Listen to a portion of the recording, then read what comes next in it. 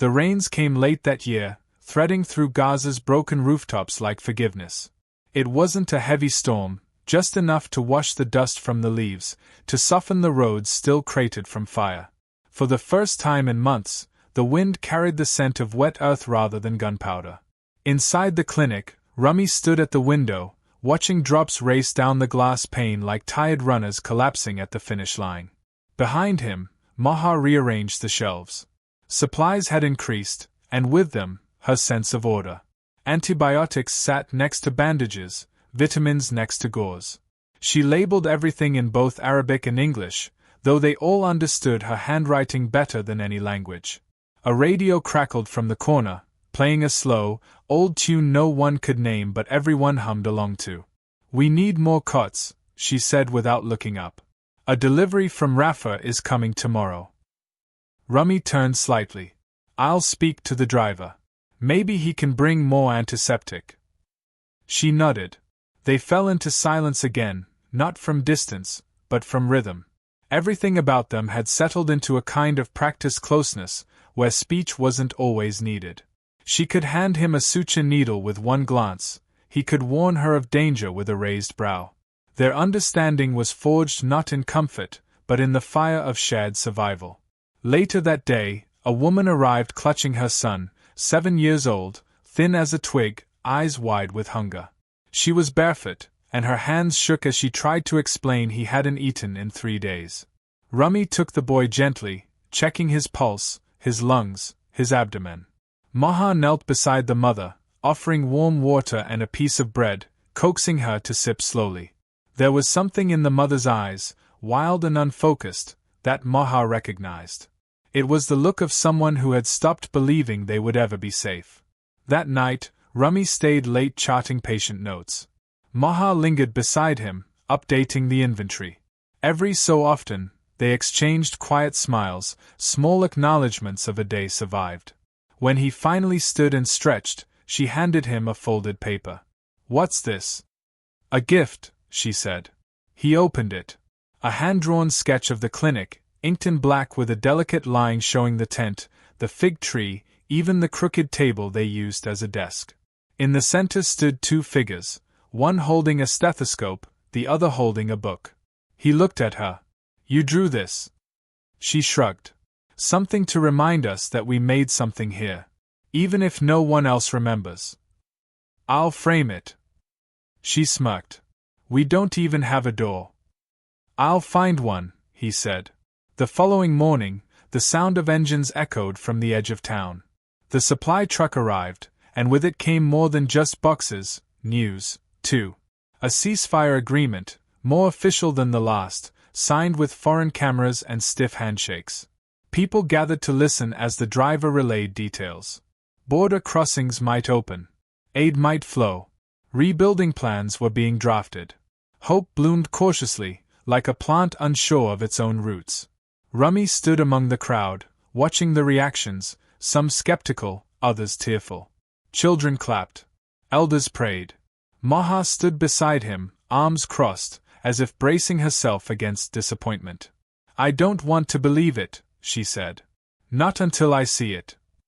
He looked at her, eyes gentle. "But you want to?" "Yes. That's enough." That week, construction teams arrived. Not many, and not well equipped, but determined. Men began to rebuild roofs. Women repainted school walls with bright murals, birds, rivers, olive trees. The market expanded, laughter returned in cautious bursts, and the clinic saw more pregnant women than wounded ones. Life, fragile but insistent, had returned. One afternoon, Rami sat beneath the fig tree reading a worn medical textbook, feet stretched out, head tilted back. Maha approached, holding a box. "What's that?" he asked. "Letters," she replied. "From children." One of the volunteers started a project, asking kids to write their dreams. Rami opened the box. Inside were folded pages, some written, some just pictures. One had a drawing of a doctor with wings. Another had a single sentence, "I want to grow old with someone who doesn't leave. He handed it back carefully. "They are braver than we are." Maybe they have more to lose. He reached for her hand. We've lost enough. Maybe now we fight for what we want. She didn't pull away. That evening, they stood before the clinic, side by side, watching the sun set behind the broken skyline. Maha leaned into his shoulder, and he tilted his head toward hers. For the first time, they didn't just survive the day, they owned it. Weeks passed. Then months. The clinic became a center, not just for medicine, but for memory. People came to donate, to volunteer, to ask how they could help. Rami trained 2 new nurses. Maha organized literacy sessions in the courtyard. The city still bore its scars, but it no longer wore them like chains. One spring morning, a package arrived for Rami. Inside was a pristine white coat with his name embroidered in English and Arabic, and a letter offering him a place at a university hospital in Cairo. No expiration. No pressure.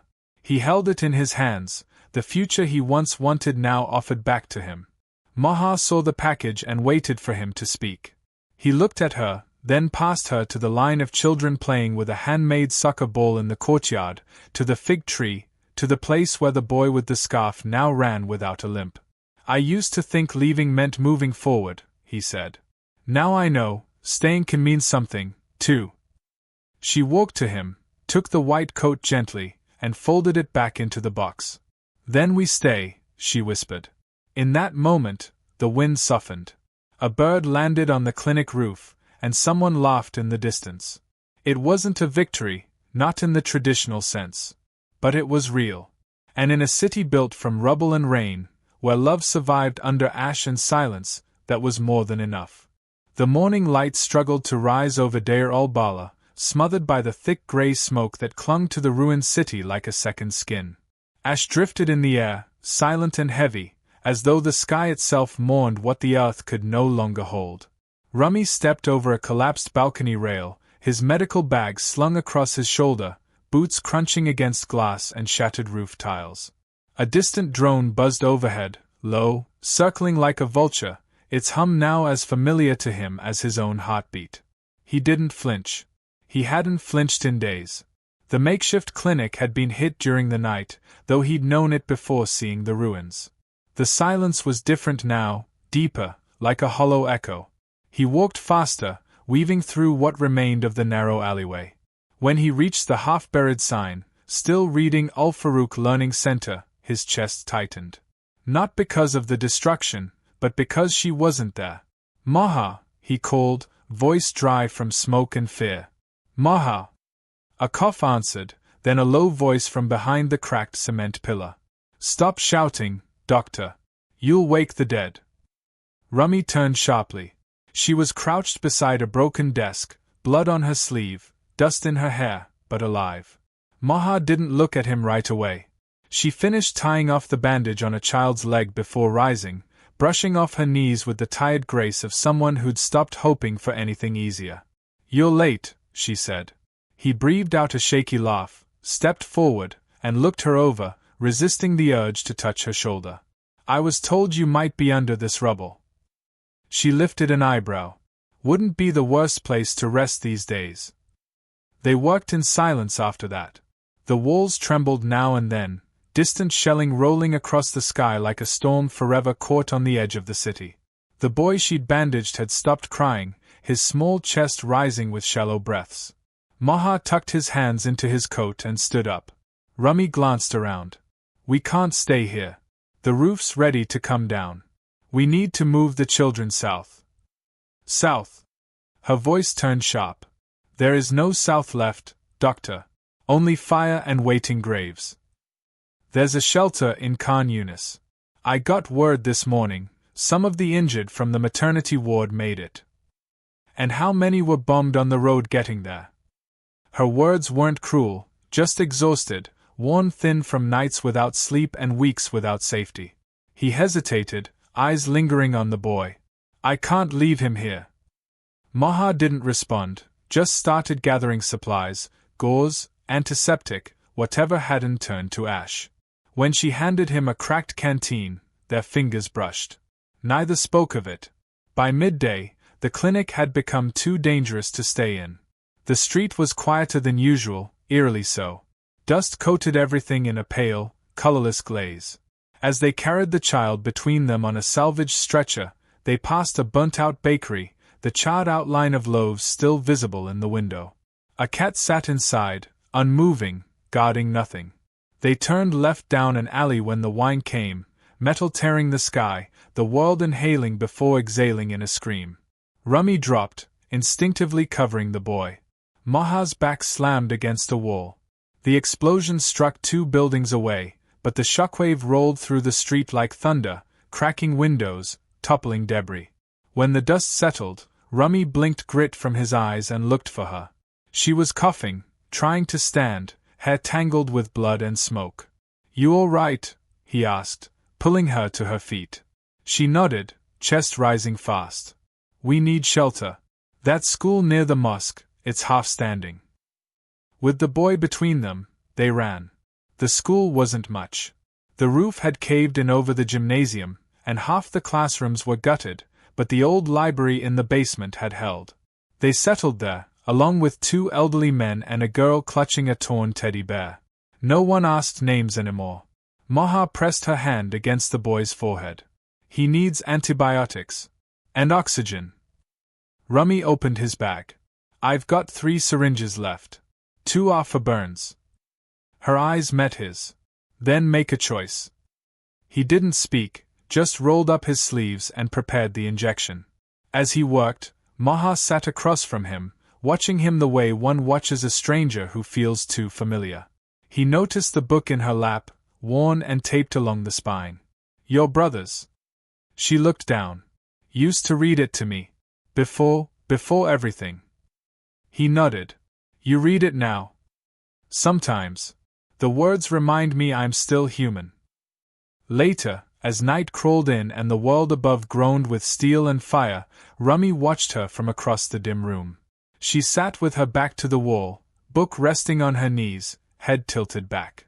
Her face was calm in a way that hurt. It wasn't peace. It was surrender. He moved to sit beside her, close enough to feel the heat of her arm, but not touching. The boy slept fitfully nearby, curled under a broken coat. "You should sleep," Maha murmured. He shook his head. "I close my eyes and see the ones I couldn't save." She turned to him then, really looked at him. "So do I." They didn't say more. Not about the things they'd seen, or the names they couldn't forget. In the dark, their silence was heavier than words. Outside, the sky thundered again. And still, they stayed. Tomorrow would demand choices. Tonight, they were only human, breathing, remembering, afraid. Morning crept in slowly, not with sunlight but with a dull gray haze that filtered through the shattered windows of the basement library. Rami stirred first, back aching from the cold floor, breath shallow from the dust-heavy air. Across the room, Maha was already awake, sitting upright with her legs crossed beneath her and the poetry book open on her lap. She looked older in the morning light, eyes sunken, mouth firm, but still composed. It struck Rami how unflinchingly quiet she always was, even in moments that begged for panic. There was a discipline to her calm, the kind that came from breaking 100 times and learning to hold the cracks together. He reached for the boy. Yusef's fever had subsided slightly, though his breathing remained tight and wheezy. Rami checked his pulse, counted under his breath, then looked over at Maha. "We need to move again." Maha didn't argue. She never argued about necessity, only about risk. "Where?" "There's an abandoned maternity wing 4 blocks west. The red crescent marked it last week. It might have supplies. Or it might be buried." Her voice was low, expression unreadable. "Or it might save him," Rami replied. By the time they stepped out, the street had changed again. The building across from the school had collapsed entirely overnight, reducing what had been a family home into a pile of cement and memory. A woman knelt beside the rubble, sifting through pieces of clothing as if she could reassemble her loved ones from what was left. Rami forced himself to look away. The walk was slow. Rami carried Yusef in his arms while Maha kept watch ahead, eyes alert for drones or patrols. Every alley they passed held reminders of life: a rusted tricycle, a wedding shoe, a prayer rug scorched at the corners. Each object whispered of people who had once believed in a future. Maha broke the silence first. "Why did you come back?" Rami glanced down at the boy before answering. "My mother refused to leave. She said our dead deserved to be buried by the living, not by strangers. She's brave. She's stubborn." Maha gave the faintest smile. "Same thing here." They reached the maternity wing by midday. The door was off its hinges, and the entrance smelled of mold and rust. Inside, the walls were covered in ash streaks and bullet marks, but a few shelves still held boxes of medical supplies, some usable, some soaked. Rami set Yusef on a cracked gurney while Maha rummaged through a drawer. "Found antibiotics," she said. "And sterile gauze." "Then we stay here," Rami replied, already preparing the next injection. They worked through the afternoon, tending to Yusef and a handful of others who had trickled in, 2 injured teenagers, a grandmother with shrapnel in her side. Word must have spread that the clinic was open. It didn't take long for the room to fill with the quiet sounds of pain, stitched with whispers and gasps. Rami moved from one patient to another with precise hands, Maha by his side, cleaning wounds, whispering comfort in a tone that made even children stop crying. During a lull, Maha sat beside Rami on the floor. He was writing notes on a salvaged patient chart with a dull pencil. She watched him for a moment before asking, "Do you still dream?" He didn't look up. "I dream of Cairo. I left my fellowship there when the war started again." "Cardiology?" "Yes. I used to think I'd open a private clinic. Something clean. White walls. Polished floors. I thought I'd wear a tie every day." He paused, then set the pencil down. "Now I dream of silence. Of a night without sirens." Maha traced a line along the floor with her finger. "I used to dream of Vienna. My brother said he'd send me there one day. Said I'd study literature. Write poems of my own." Her voice softened. "Now, I just dream of sleep." Rami looked over at her. "Read me something." She hesitated, then opened her brother's book, turning pages until her eyes caught on a line. Her voice was barely more than a breath as she read. "Where ashes fall like snow, and the sky no longer weeps, we will find each other still. In silence the world keeps." He closed his eyes. "That's beautiful." It was his favorite. They didn't speak after that. The room around them had quieted, most of the patients asleep or resting.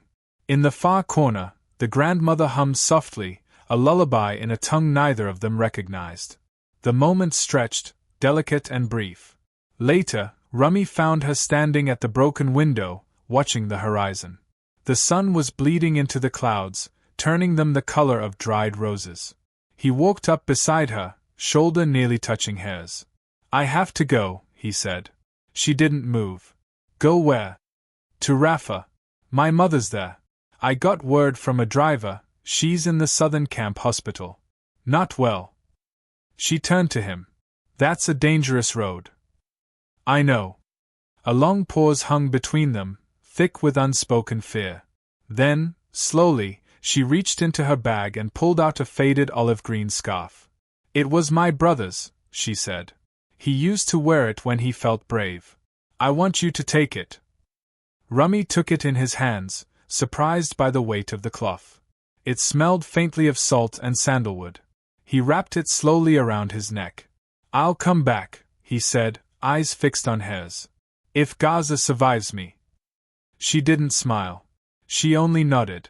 When he left at dawn, the city was quiet again, not in peace but in anticipation. A stillness that felt like holding one's breath before a scream. Maha stood on the clinic steps, watching until he disappeared around the corner. She held the poetry book tight to her chest, whispering a single prayer into the dust-filled air. "Come back." The morning after Rami's departure was sharper than most, crisp in its silence, yet heavy in the air like something terrible had been decided overnight. Maha didn't sleep. She sat beside Yusef's makeshift cot, wrapping and rewrapping his blanket, eyes flitting toward the clinic entrance every time wind rustled the torp covering the door. The scarf she had given Rami was still faintly visible in her mind, hanging over his shoulders, carrying more than just warmth, it carried the last of her hope. News trickled in through survivors and volunteers like a slow, broken faucet.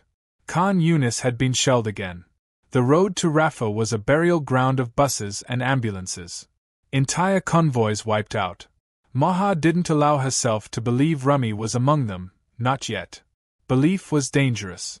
It made grief feel inevitable. In the days that followed, she buried herself in work. The clinic, if it could still be called that, was overwhelmed. Mothers carried limping children. Elderly men arrived with blackened feet from walking over glass and gravel. A girl no older than 10 came in mute, clutching the severed hand of her little brother, too afraid to let it go. Maha never cried. Not once. Instead, she moved like a machine, her motions fluid but detached, her mind anchored to one sentence, if Gaza survives me. Every night, she returned to the poetry book. She didn't read from it, only held it. As if by keeping it near, she was keeping a part of herself from dissolving completely. 3 nights later, thunder rumbled unnaturally low. It wasn't the sky. Drones, followed by the thundering groan of tanks grinding through the city. The walls trembled. Maha moved quickly, ordering everyone into the cellar. Patients, nurses, children, they packed in like dust into cracks, praying the roof would hold one more time. A deafening boom shattered the quiet. The maternity wing shook violently, followed by screams above. Maha raced up the stairs before anyone could stop her. Smoke filled the corridor. A gaping hole now opened into the sky where the ceiling used to be. Dust swirled like fog, and she coughed hard enough to taste blood. Then, through the smoke, movement. A limp figure staggered into the corridor, dragging one foot behind the other. His left arm hung uselessly, his face obscured by grime and blood. But the scarf was unmistakable, olive green, stained, torn, but still wrapped around his neck. Maha ran. Rami fell to his knees just as she reached him. She caught his shoulders, and for a moment, neither said anything. Their breath, ragged and broken, filled the space between them. His face was gaunt, eyes red with exhaustion, but he was alive. "I told you," he said, barely above a whisper. "If Gaza survives me." She pressed her forehead to his. "You came back." He nodded once before collapsing into her arms. He slept for 2 days. When he awoke, his first question was about Yosef. Maha only smiled and led him to the corner where the boy, now visibly stronger, was drawing with charcoal on a scrap of cardboard. Rami sank beside him, placing a hand on the boy's shoulder, and the child leaned into his touch without hesitation. There was no need for words. The reunion was short-lived. That afternoon, a mother arrived carrying a pale baby girl wrapped in a blooded sheet. She was barely breathing. Rami jumped to his feet despite the stiffness in his limbs, and Maha followed close behind. They laid her on a bench, worked quickly, wordlessly. No equipment, no monitors, just touch, instinct, and desperation. Maha began compressions with trembling hands while Rami dripped water into the baby's mouth. The room held its breath. Even the wind outside seemed to pause. Then, slowly, the child coughed. Just once. A gurgled, feeble sound, but it was enough. She lived. Rami sat back against the wall, sweat soaking through his shirt, his hands shaking. Maha leaned beside him, shoulder to shoulder, their breath synchronized like the rhythm of old prayer. Later, as night draped itself across the city again, they sat outside the clinic, the stars veiled by haze and distant fire. A dog barked somewhere far off. It was the first animal Maha had heard in weeks. Maybe something was still alive beyond these walls. "I saw my mother," Rami said quietly. Maha turned her head toward him. "She was already gone when I arrived. She had written my name on the wall beside her bed in blood. Just my name. Nothing else." Maha reached for his hand, held it in hers without speaking. She was right. The dead deserved to be buried by the living. He looked at her then, eyes clearer than they'd been in days. But the living, they deserve someone to stay for. Their hands remained clasped, fingers interwoven like roots tangled in the same earth. The ceasefire came at dawn. Or what they were calling a ceasefire. The bombing slowed. The gunfire went quiet. It wasn't peace. It was an exhale, temporary and shallow, but enough for the city to look upward for a moment. In the days that followed, life began to flicker again. Children emerged from basements.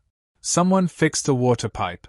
A father built a swing from wire and a broken chair leg. And beneath the old fig tree outside the clinic, Rami and Maha opened their first free treatment tent. No sign marked it. No guards stood watch. Just a white sheet draped over 2 poles, and a table covered in donated medicine and hope. Maha sat on the ground every evening, reading aloud from her brother's poetry book to the children who gathered near. Rami treated the injured during the day and sat beside her at night, sometimes correcting her pronunciation with a crooked smile. One evening, as the wind grew colder, a little boy wrapped in bandages approached. Maha stood and draped the olive scarf around his shoulders. The child looked up at her, confused. "It means you're brave now," she said. Rami watched, eyes shining with something softer than joy, something more enduring. Above them, the sky remained bruised, but in the distance, a bird flew past the smoke. No one knew how long this quiet would last. But for now, in a corner of Gaza's heartland, beneath what was once ash and rubble, something had begun to grow again. And this time, it felt like it might stay. The winter in Gaza was colder than memory allowed. The wind came in sharp waves, threading through the torn walls of Deir al-Balah like a whisper mourning the silence it had become. Yet inside the canvas walls of the makeshift clinic, warmth lived, not from fire, but from motion, from presence, from the resilience of hands that refused to stop stitching, wrapping, mending what the world insisted on breaking. Rami stood over a young man whose ribs had been crushed by falling debris. His hands moved with practiced calm, voice low as he spoke to the boy, telling him how many bones were fractured, what would hurt and what could heal. Maha entered behind him, arms full of donated supplies, her cheeks flushed from the wind. She didn't interrupt. She only stood there for a moment, watching the way Rami leaned forward slightly when he listened, the way his brow creased with focus. He hadn't said it, but she knew he was tired. They all were. But something about the rhythm they had built together kept them both from falling. The boy groaned in pain, and Rami reached out to steady him. Maha moved in beside him, offering painkillers and a word of comfort. Their eyes met briefly, just a second, but it was enough. In that single glance lived a shared understanding, of every hand they'd held, of every child they'd lost, of every hour they'd worked while the city groaned above them. It was a language only they spoke now. Outside, a line of patients waited under a gray sky. The ceasefire had held for weeks longer than expected. People began to believe again, not in peace perhaps, but in pauses, long enough to bury the dead, to boil water, to teach children how to draw flowers instead of missiles. The city, even in ruins, had found a heartbeat again. Yosef, now stronger and walking with a slight limp, had taken to helping Maha carry blankets from tent to tent. He rarely spoke, but his laughter returned in fragments, especially when Rami teased him about becoming a doctor. One afternoon, Maha handed the boy a stethoscope and showed him how to press it against Rami's chest. The boy listened, eyes wide, then nodded as if to say, "Yes, it's still working." That evening, after the last patient had left, Rami and Maha sat on the steps outside the clinic, knees brushing, shoulders nearly touching. The sky was streaked in amber, and the smoke had thinned enough to reveal stars, real stars, not shrapnel lighting the sky. "I was offered transport to Cairo," Rami said, almost casually. Maha looked at him, unreadable. "When?" "This morning. A UN physician came through. They said I could resume my research. A full fellowship, housing, security. Clean floors. White coats." She turned away, gaze fixed on the far horizon. "That sounds like the life you were meant to have." "It's the life I planned for," he said. Then, after a pause, before. Silence sat between them, not tense, just fragile. "Are you going?" she asked finally. "I don't know," he said. I keep thinking about how the work here is unfinished. About how every heartbeat I've saved in this place, it's louder than anything I could do in a marble-tiled hospital. Maha smiled softly. You became who you were meant to be here. He nodded. So did you. They sat together until the cold crept in deep enough to chase them indoors. That night, the wind howled against the canvas walls like a wounded animal. But inside, the children slept, and the clinic lights flickered but held. Days passed. Then weeks. Word spread of new talks, negotiations, delegations crossing borders. There were still raids, but they became less frequent. Instead of running, people began rebuilding. A market reopened near the broken water tower. A school resumed classes in a tent stitched from UN tarps and hope. Maha taught first aid to young girls in the courtyard while Rami began training a boy named Amir to change dressings and wash wounds. Then one afternoon, an aid truck arrived with real beds, actual hospital beds with wheels and rails. Rami and Maha stood together, watching as volunteers rolled them in. It felt absurd, almost laughable. But as the beds lined the walls and clean sheets were folded over thin mattresses, something shifted. Not hope. Something firmer. Later that night, Maha found Rami at the edge of the city, standing beside the remnants of a demolished minaret. He held her brother's poetry book in his hands. When she approached, he held it out to her. You should keep it, he said. She shook her head. You're part of its story now. He opened the book, flipped to the last marked page, and read aloud. Even if the sky forgets our names, even if no one sings of the fire we held, love will remain in the ashes, carved into the ruins, a scar that refuses to fade. He closed the book, handed it back, and looked at her for a long time. I'm staying, he said. Maha didn't ask why. Instead, she stepped closer, closing the distance between them until her hand was on his chest, above the stethoscope he never took off. Good, she said. Because I'm tired of saying goodbye. The air between them shifted, not heavy, not broken, but whole in a way neither had expected. And in the months that followed, as Gaza stitched itself back together piece by piece, their story continued, not in declarations or ceremonies, but in moments. In the brushing of shoulders at dawn, in laughter shared over burned tea, in the act of standing together when everything else still wobbled beneath their feet. The war did not end. But for those two hearts, and the children they healed, and the city they refused to abandon, something had already begun. Something louder than bombs. Stronger than grief. It wasn't peace. But it was love. And it was enough.